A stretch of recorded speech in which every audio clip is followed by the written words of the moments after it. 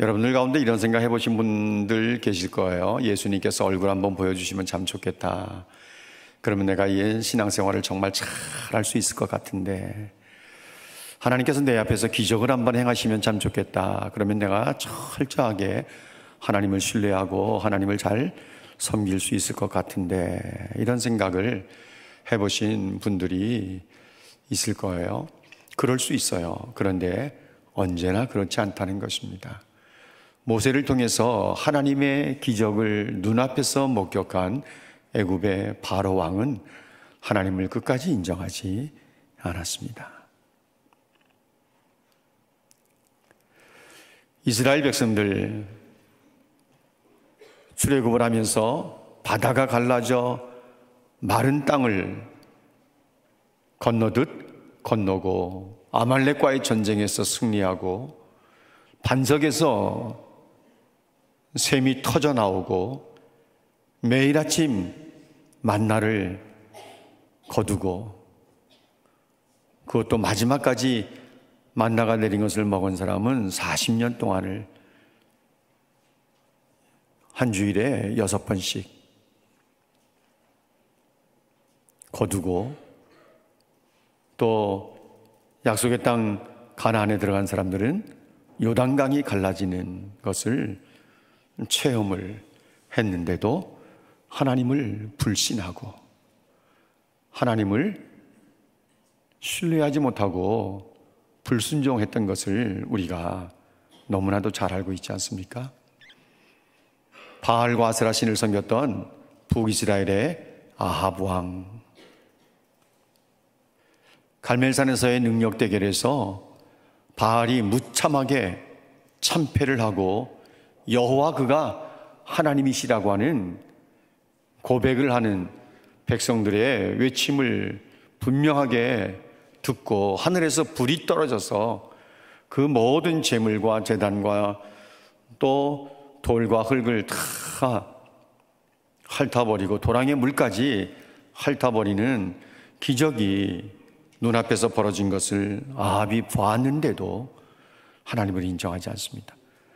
그리고 잠시 후에 하늘이 캄캄해지면서 3년 반 동안 닫혔던 하늘문이 열리고 큰 비가 쏟아지는 것을 보면서 그 비 사이를 뚫고 마차를 타고 이스라엘로 왕궁으로 달려왔던 아합이었는데, 하나님을 인정하거나 바알을 숭배하는 것을 멈추거나 하는 일을 전혀 하지 않았습니다.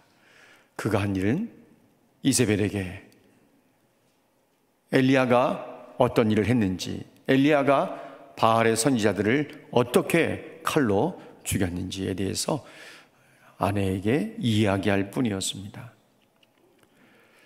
이세벨이 궁금하게 생각할까봐 아합이 이야기해 주었을까? 물론 그렇게 우리는 인정할 수 있습니다. 그런데 성경의 흐름을 보면 아합은 이세벨을 두려워하고 있을 정도였습니다. 이세벨이 워낙 강하고 워낙 악녀였기 때문에, 사실 어떤 면에서 보면 아합 왕은요, 바지사장 같은 사람이었어요. 아내가 시키는 대로, 아내가 이끄는 대로, 그래서 웬만한 모든 일들 자기가 해결을 못하면 아내한테 이야기합니다. 그래서 아내에게 기대고 아내가 문제를 해결해 주기를 원하는 거예요. 그런데 지금도 엘리야가 한 일에 대해서, 엘리야가 선지자들을 칼로 죽인 일에 대해서 이야기한 것은 이세벨이 궁금하게 생각할까 봐 아합이 이야기한 것이 아니라, 이제 뒷일을 누구한테 맡긴다는 의미가 있어요? 자기 아내인 이세벨에게 맡긴다는 의미가 있는 거예요. 이세벨이요, 그날 있었던 일을 다 듣고서요, 눈 하나 깜짝하지 않습니다. 눈 하나 깜짝하지 않고 엘리야에 대한 분노와 증오심에 불타서 심부름꾼을 이세벨이 엘리야에게 보내서 말을 전했습니다. 내일 이맘때쯤에는 너도 네가 죽인 선지자들 가운데, 바알의 선지자들 가운데 한 사람 같게 내가 만들어주겠다. 쉽게 우리가 이야기하면 내일 이맘때까지 내가 너를 죽여버리겠다, 이런 이야기예요. 다 같이 한번 해볼까요? 내일 이맘때까지 내가 너를 죽여버리겠다는 거예요. 만일 그렇게 하지 않으면 신들이 내게 벌 위에 벌을 내리는 것이 마땅하다. 여러분, 이 내용이 섬찟하지 않습니까? 섬뜩해요. 왜냐하면 시한까지 딱 못을 박았어요. 내일 이맘때쯤에는 네가 죽인 바알의 선지자들 가운데 한 사람처럼 내가 만들어버리겠다. 그렇게 하지 않는다면 신들이 내게 벌 위에 벌을 내리는 것이 마땅하다. 내가 신들에게 벌을 받겠다, 이런 이야기죠. 그러니까 이세벨은 굉장히 이 말의 뉘앙스를 우리가 보면 그 속에 그냥 악이 꽉 차 있는 것을 우리가 느낄 수 있는 거죠. 엘리야가 형편을 살펴보니까 여기 있다가는 죽을 것 같거든요. 죽을 것 같으니까 성경에 뭐라고 말씀하세요? 3절 말씀에 자기의 생명을 위하여 도망했다, 이렇게 말합니다. 엘리야가 자기의 생명을 위해서 도망했다. 그리고 브엘세바까지 내려가서, 브엘세바는요 유다의 가장 남단, 최남단에 위치하고 있는 성읍이에요. 그러니까 하나의 국경선과 같은 경계에 위치하고 있는 이 성읍이 브엘세바예요. 거기까지 내려가서 사화는 거기에 머물게 하고 자기는 광야길로 들어가서 하루길을 걸어 르렘나무 아래에 앉아서 죽기를 원해 하나님 앞에 기도하는 것이 4절 말씀에 보여지고 있습니다. 바알 선지자 450명을 홀로 상대했던 선지자라고 생각하기 무색할 정도로 엘리야가 영적으로 깊은 침체에 빠졌습니다. 그가 갈멜산에서 450대 1의 능력 대결에서 승리한 선지자인가라고 할 정도로, 갈멜산에서 능력의 도구로 쓰임받은 하나님의 사람이라고 인정하기 힘들 정도로 깊은 영적 침체에 빠졌습니다. 정말 이 이스라엘의 히어로가, 이 영웅이 어떻게 이렇게까지 떨어질 수 있는가, 이것이 의심의 눈초리로 우리가 바라볼 수 있지만 이런 일들은요 지금의 영적 지도자들에게도 얼마든지 나타나는 일이기도 합니다. 영적 지도자에게, 하나님의 사람에게 영적 침체가 오는가? 그리스도인들에게도 영적 침체가 오는가? 영적 침체 와요. 실제로 이 CCM의 유명한 가수인 찬양사역자가 찬양을 성공적으로 찬양사역을 마친 후에는 그 공허함을 어떻게 할 수가 없어서 정말 하나님 보시기에 부끄러운 일들을 행한 것이 이미 많은 사람들에게 알려져 있기도 합니다. 엘리야가 왜 영적 침체에 빠졌을까? 그는 깊은 두려움에 사로잡혔던 것입니다. 그래서 자기의 생명을 위해서 도망을 칠 수밖에 없었던 거예요. 엘리야가 그 상황 속에서 하나님을 바라봤다면 이스라엘을 떠나지 않고 버틸 수 있었을 텐데 그는 이세벨을 바라보는 것입니다. 이세벨이 자기를 죽이겠다고 덤벼드니까 내일 이맘때까지 내가 너를 죽이지 않는다면 신들이 내게 벌 위에 벌을 내리는 것이 마땅하다고 하는 말을 듣고 나서 이런 형편들을 알아본 뒤에 엘리야는 자기 생명을 위해서 도망을 칠 수밖에 없었던 것입니다. 두려움은요 사람을 낙심하게 만들어요. 그래서 우리의 순간순간 내 안에 두려움이 스며들 때 안 된다고 막을 수 있어야 돼요. 두려움을 용납하지 않아야 되는 거예요. 이런 질문할 수 있어요. 다른 사람 같으면 이해가 된다. 그렇지만 엘리야 같은 선지자가 어떻게 이렇게 영적으로 침체에 빠져서 죽기를 구할 수 있을까? 이렇게 말할 수 있습니다만은 얼마든지 영적 침체에 빠질 수 있는 거예요. 왜냐하면 엘리야는 그동안 과중한 사역에 사실은 힘이 들었을 겁니다. 나름대로 굉장한 스트레스, 압박감이 있었을 것이고 거기에 이세벨이 죽이겠다고 덤벼들 때는 두려움을 피해갈 수가 없었을 거예요. 여러분 한번 생각해 보세요. 갈멜산에서 450대 1의 능력 대결을 벌이면서 바알 선지자들이 바알의 이름을 부르며 응답하기를 소리를 칠 때 응답 없는 것을 보면서 그들을 조롱하면서 그가 신이니까 자고 있을지도 모르겠다, 길을 거닐지도 모르겠다 하면서 큰 소리로 부르짖으라고 조롱까지 했던 엘리야가 이제 자기 차례가 되어서 단을 쌓고 송아지를 잡아서 각을 떠서 그 제물을 단 위에 올려놓고, 그리고 물을 12통을 길어서 그야말로 그 모든 제물, 제단, 돌, 흙까지 흠뻑 젖도록 하고 도랑이 찰랑찰랑할 정도까지 물을 갖다 붓고 하나님 앞에 기도를 할 때, 분명히 하나님께서 땅에 비를 내리겠다고 약속하셨기 때문에 그 약속의 말씀을 붙잡고, 하나님이 자기가 지금까지 경험한 것에 하면 살아계신 분임이 너무나도 분명하고 확실하기 때문에 이렇게 하고 하나님 앞에 기도를 드리지만, 엘리야 역시 인간이거든요. 하나님 앞에 기도를 드리면서도 굉장한 부담감이 있었을 것이고, 나름 하나님의 사람으로서의 압박감도 피할 수 없었을 것입니다. 그런데 하나님께서 불을 내려서 응답해 주시고, 하나님의 약속의 말씀을 붙잡고 아합 왕에게 올라가서 먹고 마시라고, 이제 모든 근심이 해결됐다고 하면서 땅에 엎드려 무릎을 꿇고 무릎 사이에 머리를 집어넣고 하나님 앞에 기도하기를 시작하는데, 6번까지 기도해도 응답이 없고 7번째 기도할 때 사람의 손만한 구름이 바다에서 저 지중해 쪽에서 올라온다고 하는 이야기를 듣고 큰 비가 내릴 것을 직감하면서 아합에게 사람을 보내서 빨리 마차를 갖추고 내려가라고, 큰 비가 있다고. 그리고 아합이 마차를 갖추고 왕궁으로 이스라엘로 떠났을 때 엘리야가 하나님의 능력을 힘입어서 달리기를 하는데, 마차를 타고 가는 아합 왕보다 더 빨리 앞서서 달렸거든요. 물론 그때는 하나님의 능력이 그와 함께 하셨기 때문에 엘리야가 그 사역을 감당할 수 있었지만, 이 모든 일들이 하루 사이에 일어난 일들이에요. 하루 사이에. 그러니까 엘리야는 분명히 능력자이기도 하고 하나님의 능력을 힘입어서 사역을 진행을 시켰지만, 그 육체적으로 영적으로 찾아오는 그 피로감들은 이루 말할 수 없었을 것입니다. 여러분, 우리가 하나님 앞에 목청을 돋아서 창자가 끊어지는 것 같은 아픔을 가지고 부르짖는 기도를 드리면 5분 10분 기도해도 힘들어요. 하루 종일 능력 대결을 벌이면서 이 치열한 영적 싸움을 하면서 하나님 앞에 땅바닥에 무릎을 꿇고 엎드려 기도했던, 무릎 사이에 머리를 집어넣고 기도했던 엘리야의 이 하루의 일정을 보면 완전히 번아웃되기에 충분할 정도로 힘든 사역이었습니다. 굉장히 힘든 하루였습니다. 거기에다가 그 다음날 이세벨이 죽이겠다고, 다음날까지 이세벨이 죽이겠다고 말하니까 이건 더 이상 견딜 수가 없었던 것이죠.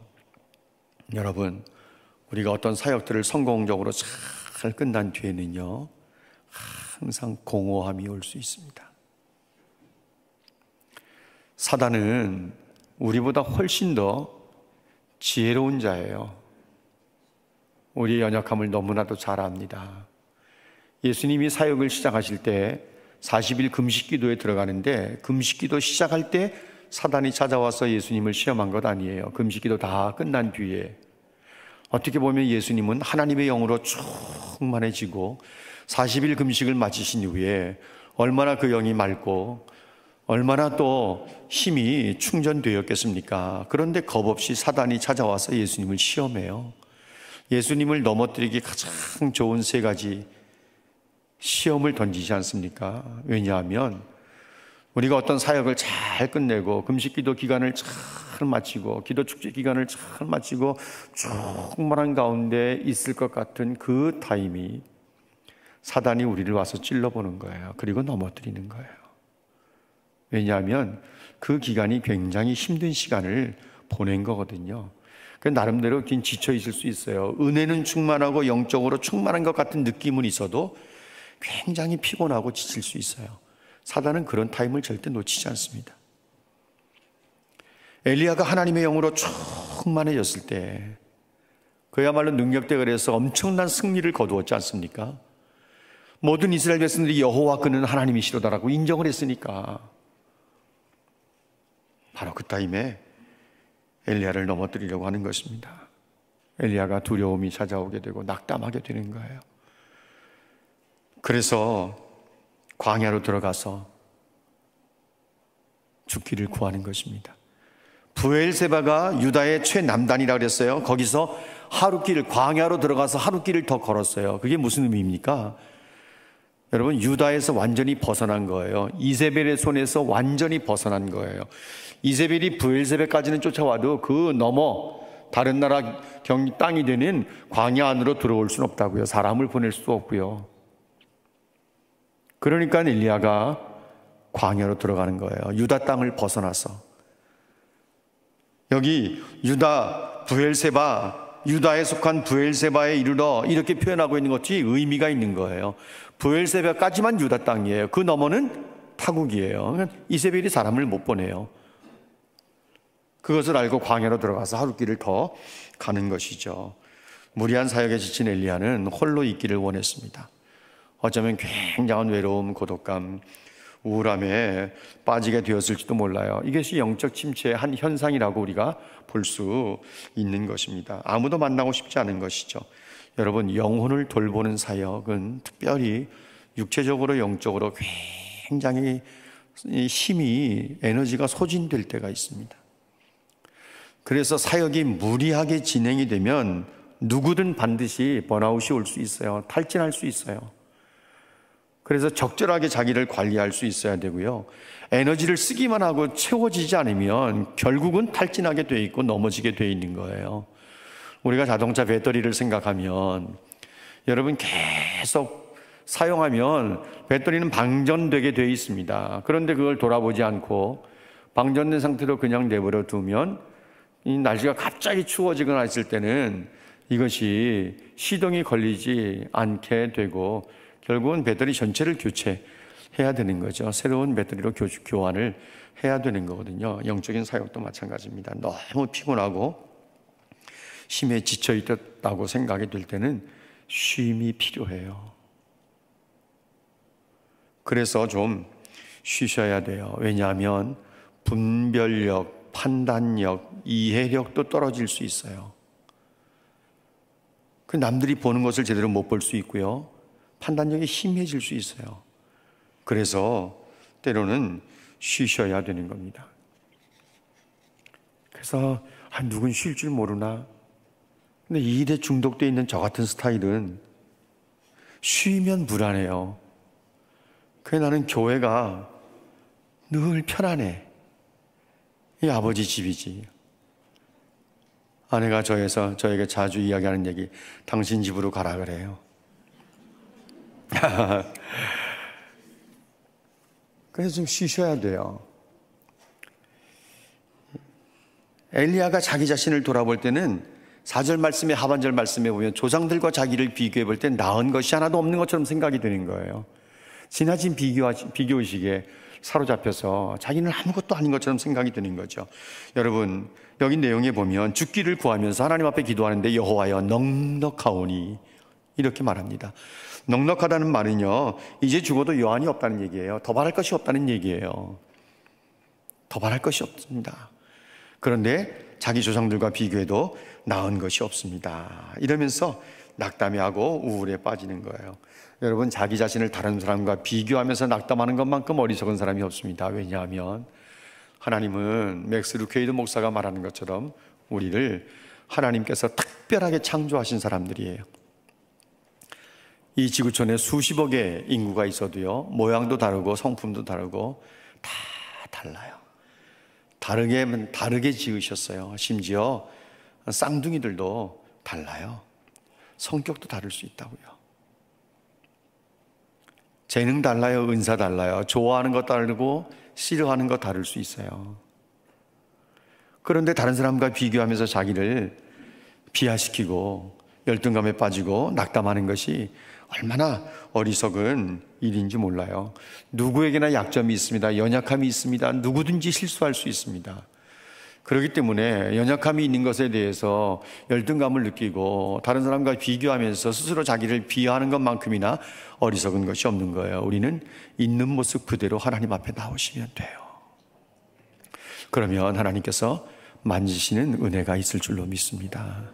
너 힘든 줄 내가 다 안다. 남들이 네 사역에 대해서, 네가 섬김에 대해서 다 인정하고 박수 보내지 않는 것 때문에 네가 힘든 것도 내가 안다. 하나님은 우리보다 우리 자신에 대해서 너무나 잘 아시는 분이니까 여러분, 엘리야가 두 번씩이나 똑같이 반복하면서 한 이야기가 있어요. 우리가 읽진 않았지만 10절과 14절 말씀이 그거예요. 똑같아요, 내용이요. 여러분, 10절 말씀을 한번 보실래요? 내가 만군의 하나님 여호와께 열심히 유별합니다. 자기 하나님 앞에서 자기 열심을 생각해 보면 굉장히 독특하다고 생각한 거예요. 자기만한 사람이 없다는 거죠. 그런데 이스라엘 자손들은 다 주님의 언약을 버리고 주의 제단을 헐어버리고 칼로 선지자들을 죽였고 이제 나만 남았는데 그들이 나까지 죽이려고 합니다. 이스라엘 백성들이 언약을 버리고 제단을 헐어버린 것도 맞는 이야기이긴 하지만 이스라엘 백성들이 선지자들을 다 죽인 것 아니거든요. 이세벨이 죽인 거지. 그리고 엘리야가 착각하는 게 뭐예요? 자기만 남았다고 생각했어요. 자기만 남은 게 아니었어요. 우리가 잠시 이름을 거론하면서 지나갔지만 오바데라고 하는 왕궁에 있는 아합의 신하가 100명의 선지자들을 50명씩 따로 숨겨두고 그들에게 먹을 것들을 공급하면서 수년을 지내왔거든요. 근데 엘리야는 그걸 모르는 거예요. 모든 선지자들을 다 죽이지 못했어요. 적어도 오바댜가 돌보는 선지자들이 살아있었고요.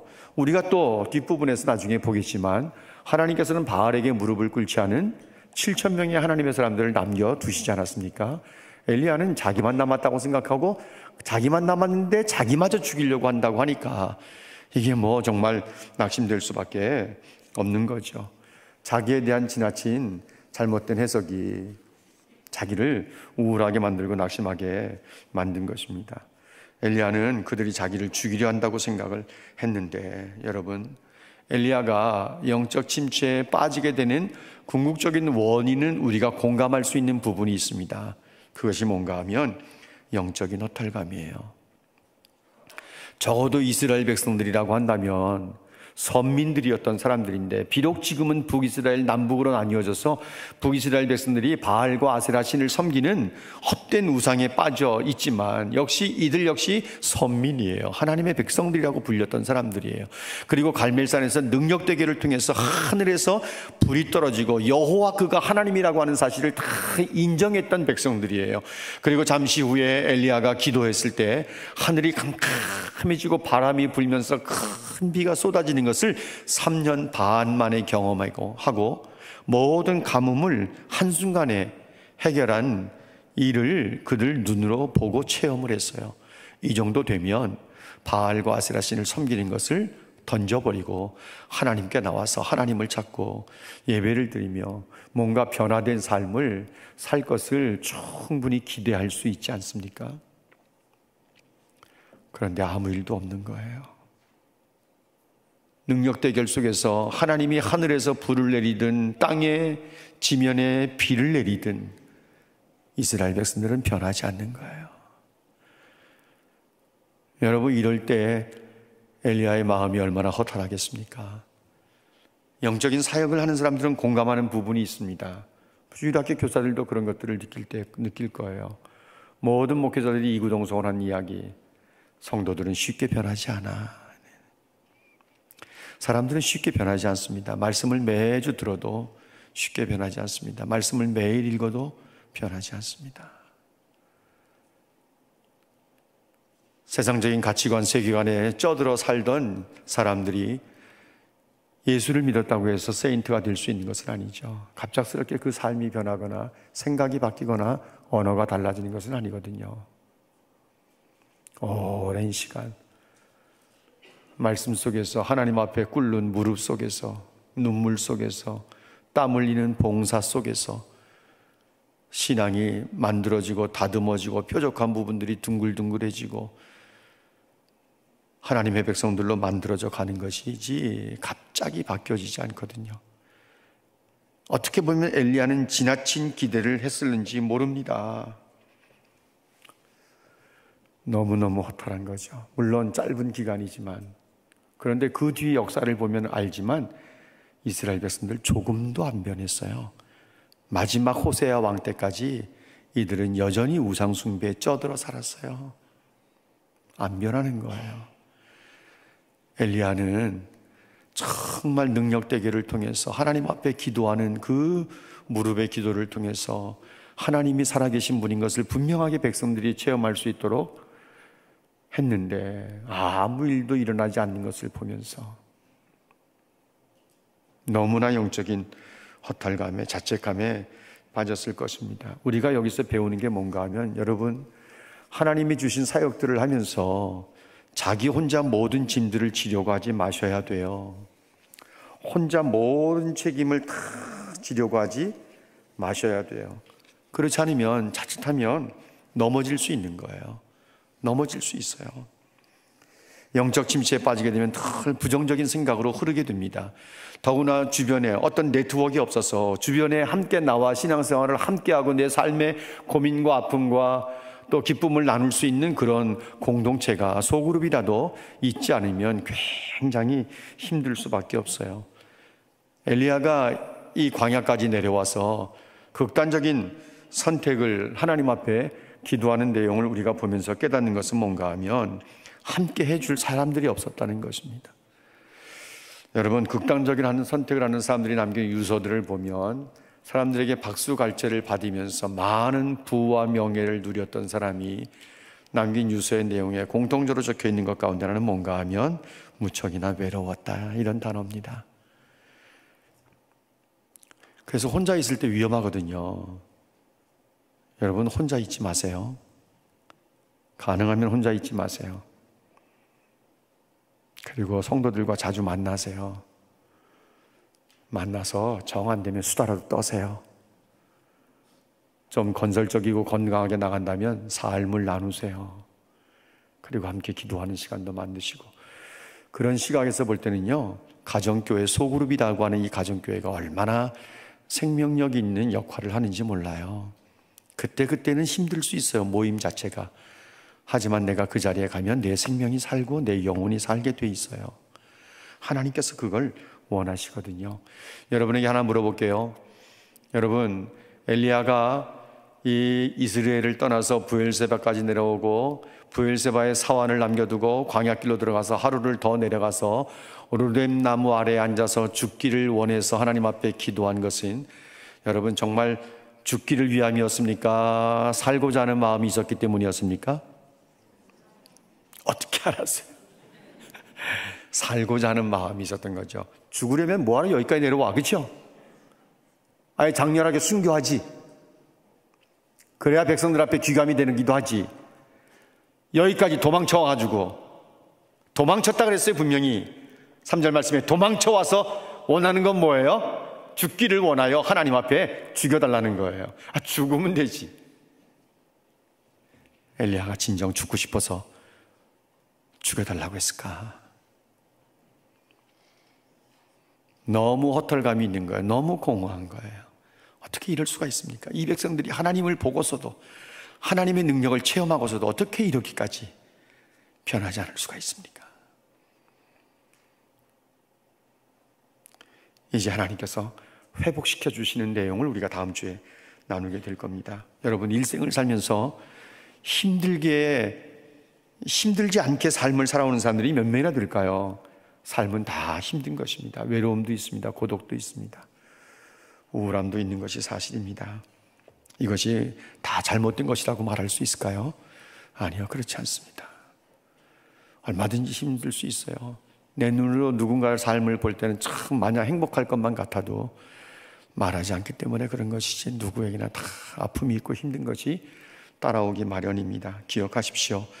하나님께서는 우리가 고통 가운데 있기를 원하지 않습니다. 우리를 향하신 하나님의 생각은 재앙이에요? 평안이에요? 평안입니다. 우리에게 미래와 희망을 주는 것이 우리를 향하신 그분의 생각이에요. 여러분, 두려움을 용납하지 마십시오. 외로움도 용납하지 마십시오. 비교의식도 용납하지 말고 영적인 공허함이나 영적인 허탈감도 용납하지 마십시오. 사단이 우리 속에 그런 생각들을 집어넣어 줄 때 안 된다고 말할 수 있고, 문 밖에서 그런 것들이 내 안에 들어오지 못하도록 막아내셔야 하는 것입니다. 우리가 지치고 내 영혼이 연약할 때, 내 마음의 근심 속으로 완전히 내가 덮여 있을 때 날 세우사 우리의 삶을 이기게 만들어 가실 그 하나님, 그 하나님이 나와 함께 하시고 또 나를 위해서 중보하고 계시고 나와 함께 계셔서 나를 인도해 가실 것을 분명하게 믿으시고, 우리에게 주어진 삶이 때로는 힘들고 굉장히 나를 낙심하게 만드는 상황이 주어진다 할지라도 하나님의 약속하신 말씀이 뭔지 아세요? 우리를 사랑하시는 이로 말미암아 넉넉히 이기느니라. 로마서 8장 37절 말씀을 붙잡고 자기 아들을 아끼지 아니하시고 우리 모든 사람을 위에 내주시니가 어찌 그 아들과 함께 모든 것을 우리에게 선물로 주시지 아니하겠느냐라고 말씀하신 로마서 8장 31절 말씀을 곁들여서 우리에게 주어진 삶을 당당하게 승리로 만들어가는 하나님의 백성들 되시기를 주님의 이름으로 축복합니다.